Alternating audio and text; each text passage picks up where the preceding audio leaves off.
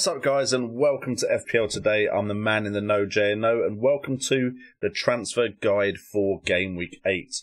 This series, hopefully weekly, will be about the player I'm planning on taking out of my side and the players I'm most likely going to bring in. Of course, this isn't set in stone because press conferences, injuries and all the likes can happen before the Gameweek deadline. But this should give you an insight into my thought process moving into the next game week. So if you like the idea of this series, make sure to hit that like button and subscribe to the channel. It all helps with the YouTube algorithm, and let's get into the video.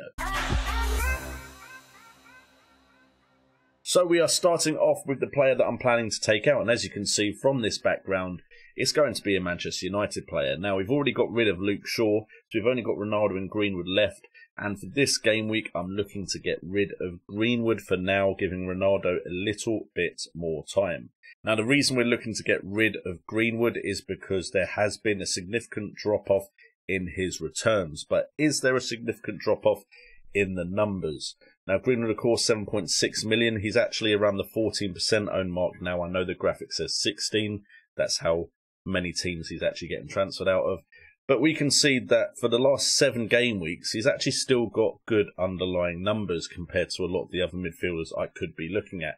He's managed 23 shots with 10 on target, 14 from inside the box, 1 big chance with 10 key passes. However, in the last 2 game weeks, he still had 10 shots, 4 on target, 6 from inside the box and 3 key passes. But if we look at the big chances, that's where the real concern is. We see that he's only actually had 1 big chance, and he's not had a big chance in the last 4 game weeks. Now, a few of the games that I've seen through highlights, it looks like he isn't getting as many opportunities to score, even though he's still having plenty of shots. Now, he's a great finisher, but with the fixtures coming up for Manchester United of Leicester City, Liverpool, Tottenham and Man City, I think Greenwood at 7.6 million is a bit too expensive and unlikely to return the kind of points I want from someone in that price bracket. So the question is, who are we considering bringing in? Now, there's a few players we're considering that unfortunately don't have the fixtures that would have meant they flew into my first team. And there are some that have some fixtures which is making me consider them as a short stopgap for the players that I really want to get into the starting 11. Now, the first player is a player that I really do like the look of, but the fixtures don't look too great for, and it is Conor Gallagher at 5.7 million from Crystal Palace. Now, at 8.1% ownership, I like the fact that he isn't owned that highly, and he has some good underlying numbers as well, and looks a very important part of that new Crystal Palace side. Now, to be honest, the numbers have dropped off a little bit, which has also given me a bit of pause for thought, and the fixtures do have Arsenal, Man City, and are now looking better Wolves side in those next 5 fixtures. Over the last 7 game weeks, he doesn't actually have as many shots as Greenwood, but if we look at big chances, he's had 5 over 7 game weeks instead of Mason Greenwood's 1. He's had 11 shots from inside the box, but he's also got 8 key passes to his name, and I really do think he is a bit of a workhorse in that midfield. However, no big chances in the last 2 fixtures, which weren't the easiest fixtures for Crystal Palace, and then you look at that fixture list, and I'm thinking Gallagher is someone I can bring in when the fixture list eases a bit, maybe from game week 12 onwards. Another player we are looking at is Mbeumo from Brentford, who is currently at 1.5% ownership and 5.5 million in value. Now, that to me shows a great differential that will help me save some money to spend elsewhere. Do I still want Ronaldo, Lukaku and Salah? I'm not sure anymore. But that was my goal moving forward, and Mbeumo would have been a great way to get some of that cash towards upgrading one of my strikers to Lukaku. Now, he has been playing up front with Ivan Toney and has looked impressive in a Brentford side that I think we can all agree are actually battling against anyone that they face. And to be honest, even with the likes of Chelsea next, who knows exactly what they could maybe manage to pull off against them.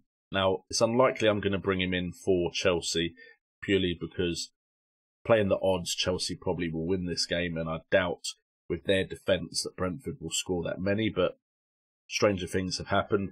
But in the last 7 game weeks, 17 shots, 4 on target, 11 from inside the box, 5 big chances similar to Conor Gallagher, and 8 key passes. I think he's a very important player, and I think he's pretty nailed on as Ivan Toney's striker partner. Now, after game week 10, Burnley, Norwich and Newcastle as the next 3. He looks like he has some very good fixtures and potentially they could do a number over Leicester City as well. So Mbeumo is definitely very high in my thoughts right now. Then we have an Arsenal player. Ever since Martinez left, I haven't really considered Arsenal players. That being said, Ben White has done rather well for me as a cheap defender, getting me some clean sheet points and some bonus points as well recently. So maybe it is time that the Arsenal ship has righted its course and is going to start sailing up the table. I'm sure Nim, Ray and Brett are a lot happier than the previous seasons gone when we were doing the Wildcat show with Arsenal's current form. But who knows, it could slip away. But Saka has looked good ever since he stepped into this Arsenal side. 11.3% ownership, 6.3 million in price.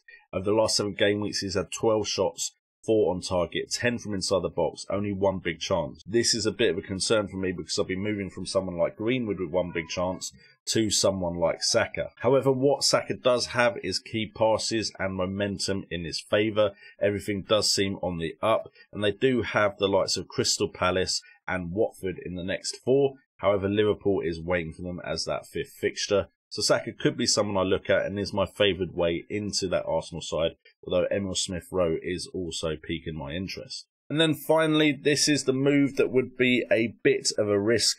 I say a bit of a risk with Pep. It's always a risk if you pick any of his players that they might not start.